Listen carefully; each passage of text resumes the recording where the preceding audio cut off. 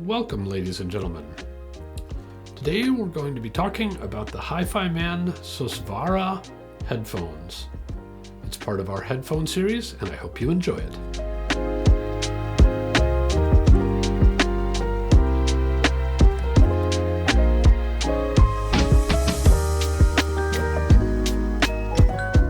The HiFiMAN Susvara, in the view of a number of reviewers, is in the top handful, and some reviewers think it is at the top of the top handful of headphones currently on the market, circa 2023. They've been around for a few years, so a number of people have gotten to test them. A number of companies have taken a shot at coming up with something that's better, and they've kind of withstood the test of time. So they make a good reference headphone for us. You might be interested in them per se, but also it's kind of nice to know, especially for headphones at a lower price point. These, by the way, are in the US, $6,000, so it's not an inexpensive headphone.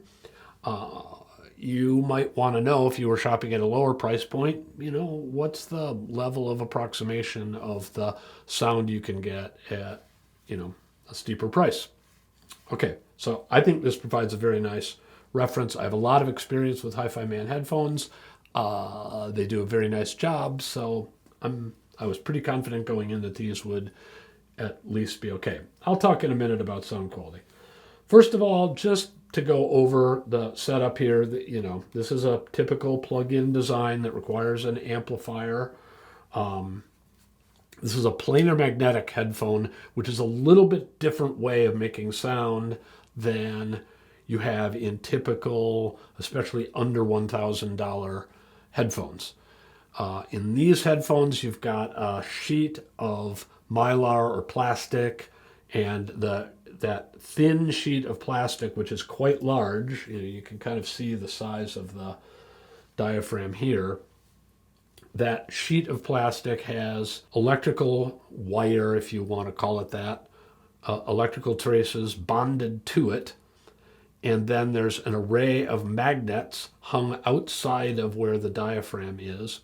And when you pass an electrical signal, the musical signal, through that wire, a wire in a magnetic field will move when it's stimulated by an electrical current, and that movement causes the diaphragm to move back and forth. The wire wants to go either closer to the magnet or farther away from the magnet, and that's what makes the sound. Typically, you'd have a speaker driver with a voice coil at the center of it in a magnetic field, so it's still electromagnetic, but it's pushing the driver diaphragm. Instead of pushing it all over, as in a planar magnetic, it's pushing it at the center. I like to say you can't really reason from technology to sound quality very easily, especially if you're not an experienced engineer. But anyway, you should know it's a different and in some ways theoretically advantaged principle that the Susvaras use to make sound. Also, since physical things matter with headphones, this has a nice soft leather. It's a Alcantara kind of thing that suspends the headphone on your head. That evens out the distribution of pressure. I found that worked very well. I also like that the clamping force on your head is, it's enough that it doesn't feel like it wants to slip off, and it's light enough that it's quite comfortable. HiFiMAN had the good thought, in my view, to make the inner side of the cup be cloth. It breathes a little and you don't tend to get sweaty right there. That's quite nice. Nonetheless, anytime your ears are inside of a little space like this, they'll warm up, and I don't know, depending on how sensitive you are to that, you might want to stop every 5 or 10 songs and let your whole mental apparatus, including your ears, breathe. Anyway, I thought they were comfortable. I thought they fit nicely. I thought they were adjustable, and I liked this system for not building up pressure points on your head. Final thing I'll say is this is a low sensitivity headphone, What I mean by that is it takes quite a bit of power to drive it. So if you have, you're not going to run this off of a phone. Let me say that first. Second, if your amplifier isn't relatively big and gutsy, you may not be able to get the dynamics or the volume you want out of the Susvara. So you're going to have to use a fairly beefy headphone amplifier. For my purposes, in our headphone lab, I have a DCS Lena amplifier. It's got several gain settings, multiple inputs, and is known to be high power, high current delivery kind of amplifier that can handle a wide variety of headphones, which is why we have it as a reference amplifier. So, with that preamble about the nature of these things and why we're talking about them, let's come back in a minute and we'll talk about sound quality, because that's really what we care about, and there's quite a bit to say. Just a brief interruption, esteemed viewers. As you may know, I'm Tom Martin, Chief Content Officer of The Absolute Sound. We have a new product. It's on the Substack platform, and we're going to do some interesting things with Substack. First of which is reader questions and answers.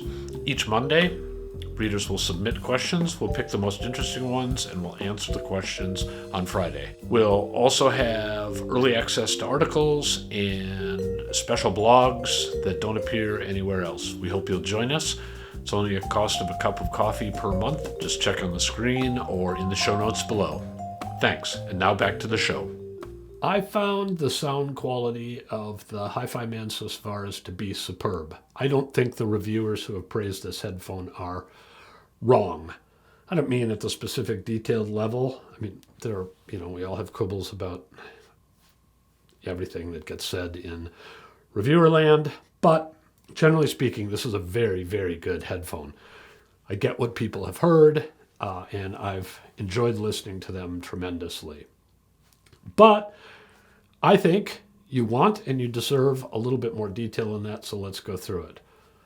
First of all, one of the things that a lot of people listen for, and I think it kind of makes sense, is what can be called top to bottom or octave to octave balance. That means is the bass, the mid-range, and the treble, do they occur in reasonably equal amounts so that the musical sounds that a group or a band or an orchestra makes sound kind of like they do in real life. If bass is hugely elevated, it tends to cover up a lot of the lower mid-range and everything sounds a little bit dark and muffled, or can. If treble is too elevated, it can be bright and annoying, and the transients can have too much attack. This is a beautifully balanced headphone if you know what real music sounds like, and, very important point, if you want a headphone that sounds like what real music sounds like. That's how we do our reviews. That's what we use as a reference, the sound of live music or real instruments or real voices. We use that as our reference standard for whether we're getting, the results we would like. It's your choice. It's your life. You may or may not want that. There are reasons to recommend it. Anyway, this does a good job of even octave to octave balance. Furthermore, and I think a very important point is, in some headphones that have good bass, mid-range, treble balance, you really get the sense listening to individual instruments that there are dips and peaks within that, so that the broad frequency response is pretty even, but within the band there are some fluctuations that make individual instruments or voices not sound quite right. I don't hear much of that at all. Bass instruments sound like bass instruments sound. Male voices sound like male voices sound. Female voices sound like female voices sound. Cymbals sound like cymbal sound, violins sound like violin sound, and so on. You get the point. Each of the instruments sounds relatively accurate, and that's a big accomplishment, let me tell you.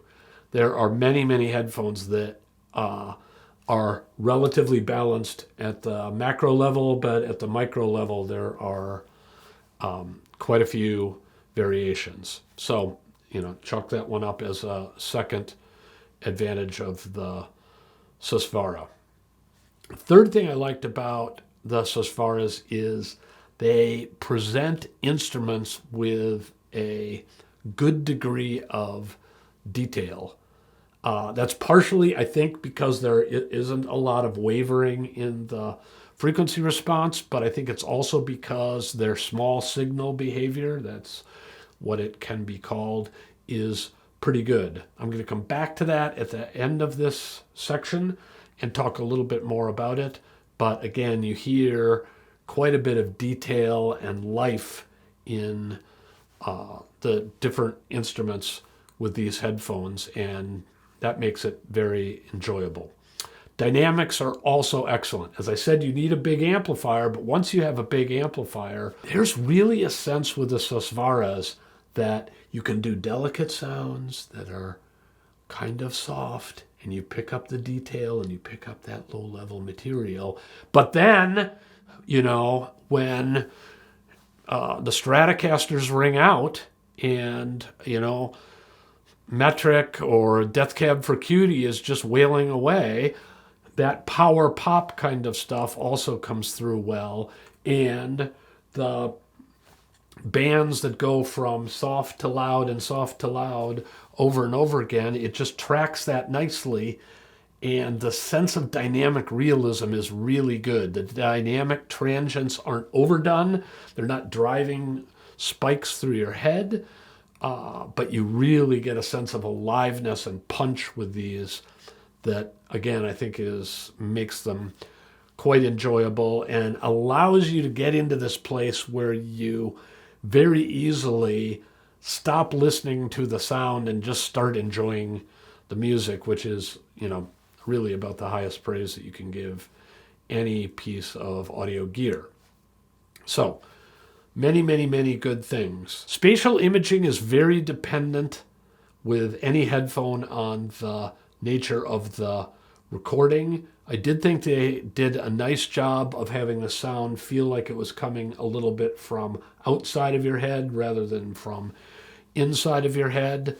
But that's about what I can say there. There's no headphone that I've really heard without a binaural recording that can present the band on a stage like you have with a traditional in-room audio gear. That's not a flaw of the Susvara, by the way. That's just the nature of the way we do recordings and how they're not really usually optimized for headphones. So, let's talk a little bit about whether there are any flies in the ointment of the Susvara's sound quality. The answer is almost no, but not quite. The one thing I really noticed is that each individual instrument sounds like it's got a tiny bit of softness to it. I want to do the politicians on the one hand, on the other hand thing with this. That's probably the side to err on. It pretty much guarantees that, except on very bad recordings, the Susvaras sound natural, and I'll say this, although it isn't exactly what I mean, a little bit analog-y, like that thing that people like about turntables and cartridges and vinyl. It just makes them a teeny bit relaxed in a very enjoyable and beautiful way. But for those of you who are really into retrieving detail and getting the last little bit of the reflections of the orchestra off the walls of the hall and that sort of thing. I don't think these are the last word in low-level signal retrieval and definition. I don't know why, and I could even be wrong, but that's definitely what I heard, and I heard that as kind of a consistent thing from track to track. Again, I think if you had the headphones and you weren't doing what I'm doing, which is comparing them to a huge array of other headphones, I don't even think you might notice it because the sound is quite beautiful and natural sounding, as I said. So I think mostly this feature I'm talking about would not be an annoyance. It would be something you would actually like and enjoy about the headphones, but I don't think they're the last word in resolution. As a point of comparison, the Stax 007s, SR007s, especially with the Blue Hawaii tube amplifier, just they microscopically go down into the noise floor a little bit farther than I thought the Susvaras did. You give up a bunch of other things that the Susvaras do well. So I'm not saying the SR007s are necessarily better, and I don't have them in the lab right now to do the direct comparison, so I don't want to overdo knowledge from memory. But I do think there are headphones above this price level, by the way, that will do a little bit more of that low-level retrieval. Anyway, enough on that because probably not something you care super a lot about, but for those of you who've been around for a long time and have developed that refined set of tastes, you might notice that. Again, I think it's 60% of strength and 40% of weakness on the same variable, and I think you're going to come out with a big plus in the column on that one. Okay, to summarize, I think the HiFiMAN Susvara is a superb headphone. It's got a good reputation for a good reason. It does almost everything well, and the things it doesn't do perfectly are mainly subtractive errors, which don't get in the way of the music and don't really annoy you very much. They're comfortable. So the main downsides, honestly, are they're expensive and you need a big, not necessarily expensive, but you need a relatively powerful power amp. I recommend you hear them, and I think you would love them. We'll use them, as I said, as a reference for some of the other headphones we do. So I hope you'll come back for more. Thanks for watching. If you like this, please subscribe to the channel. And you can also, in the show notes, find a link where you can subscribe to our weekly newsletter for free. And you can also subscribe, not for free, to our magazine, which I think you would quite enjoy because we have about 100 reviews a year in here of other things, and yeah, I think we do a nice job. So we'd love to have you join us. Thank you.